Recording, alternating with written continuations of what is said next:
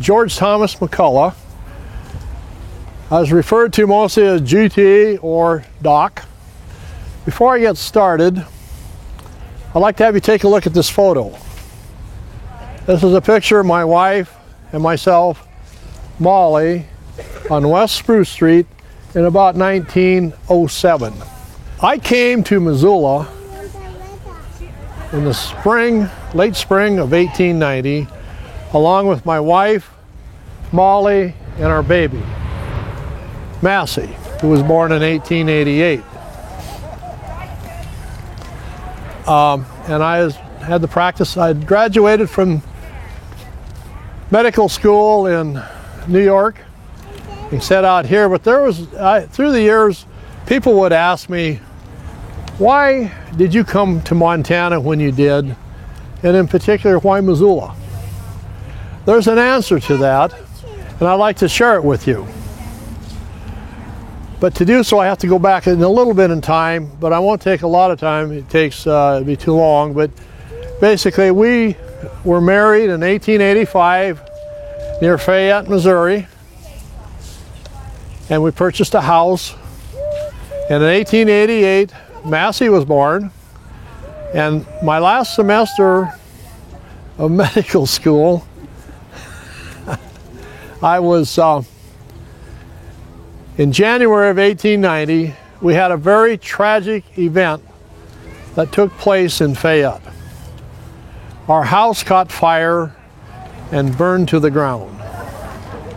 Along with that, we lost a great many of our possessions, our personal possessions. And also in those days, they didn't have what you would call a homeowner's insurance policy so much. So we had an economic loss also.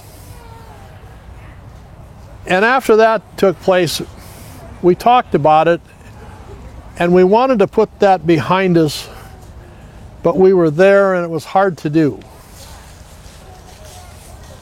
So we decided maybe it would be time to move. By moving out, put this behind us and go forward in our life. And we'd read recently where Montana had just become a state just 6 months before, in November of 1889. So we decided we would try Montana. Mode of transportation was you could go by wagon train, horse and buggy, or they did have a railroad, fortunately by that time. So we took the railroad. We also found out that we were going to be the proud parents of another baby in the fall. So we packed up in May of 1890, headed west to Montana, arriving in Helena. Helena was a fire, no pun intended, with politics. They were fighting, the state capital had not been established yet. Helena wanted to be the state capital, and so did Anaconda. And they battled back and forth politically for about 4 years. In 1894, it actually was when Helena became the state capital. But we weren't ready for that. We were trying to establish ourselves. So we moved a little bit further west and arrived in Missoula in June of 1890. We purchased a house on West Spruce Street for a period of years, and actually in moving in to 402 South 3rd Street West, which is on the south side of the bridge, Higgins Bridge, in 1908, and that's where we remained. During my years, in the early years in 1890 forward, business was very good for a doctor coming west. The Missoula Valley had but a half a dozen or so doctors available. Families were coming in, settling in the valley. Families that were growing. Growing means they were having babies. Babies meaning they needed doctors. So business was good on that part of it. Also, it was a rough and tumble part of the West at that time. The industry here a lot was mining, and it was farming, ranching, and timber. And those are hard physical types of jobs. So I was busy, very busy, repairing broken bones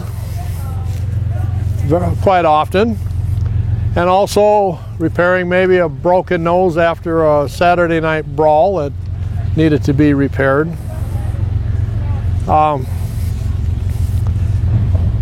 in addition to that, I was honored to have become involved in discovering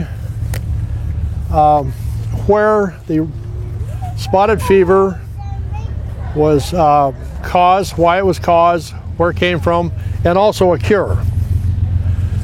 When this broke out, there was many doctors involved. People were getting sick in the valley, and the valley being that started from basically Lolo south to Florence and so on. There's an isolated area where people were getting the fever, a fever. They were dying. People were dying from it. So a team of doctors, and I was involved with, and pathologists, and also bacteriologists, and everybody was involved at the Rocky Mountain Lab up in Hamilton. And we thought at one time it maybe came from the encephalitis from a horse.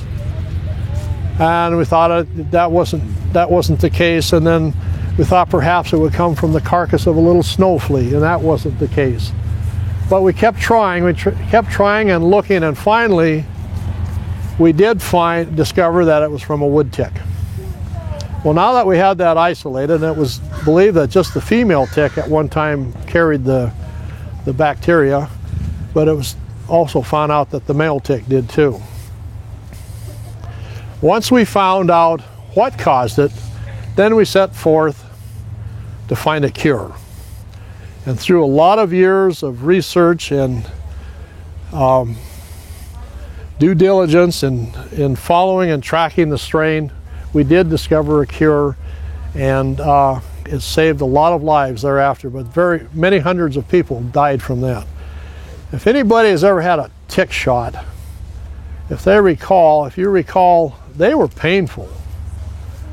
I mean, you'd get a tick shot and it would hurt, and your arm would be sore for a couple of days. But it worked, and it works today. But it's not eradicated. It's still out there. The latest case of Rocky Mountain spotted fever, as I understand, has been somewhere here in Missoula, is about 1976. As late as 1976, so you can still get it.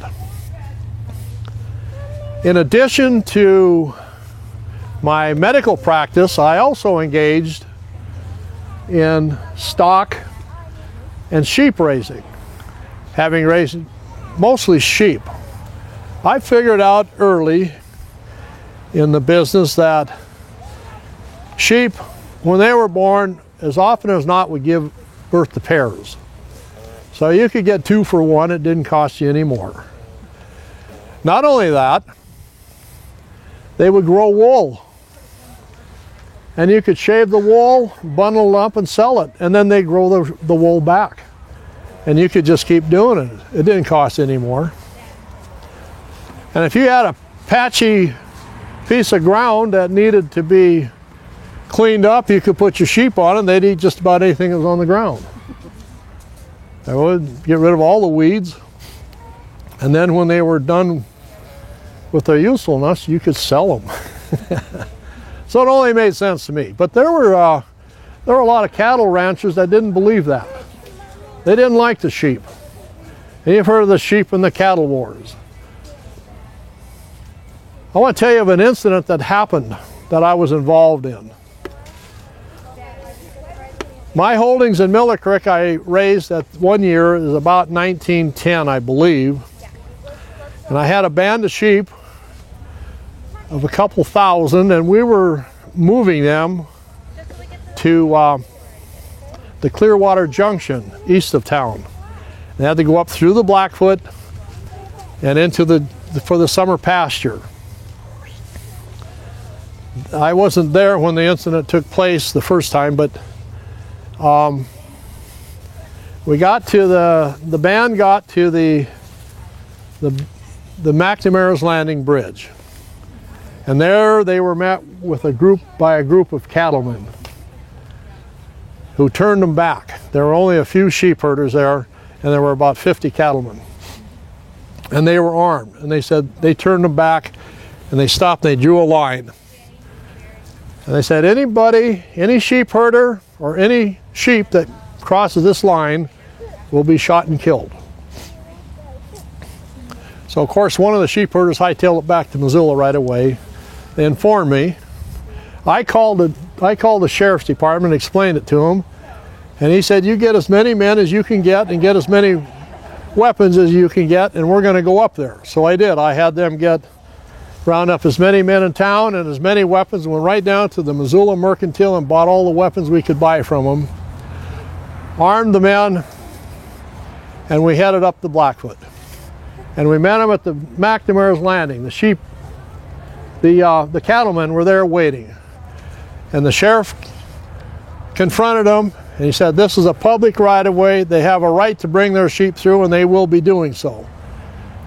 Well, there were a lot more of us at that time by then than there were of them, and they did open up, and the sheep continued on their way and made it up to the summer pasture. But it was a very intense moment there for a while. And as the years went by, our two children, one was born, Massey, I said, was born in 1888, Maud in 1890. They grew up, they had families, their families had families. I lost my dear wife Molly in 1912. I was a widower at that time. I never did remarry.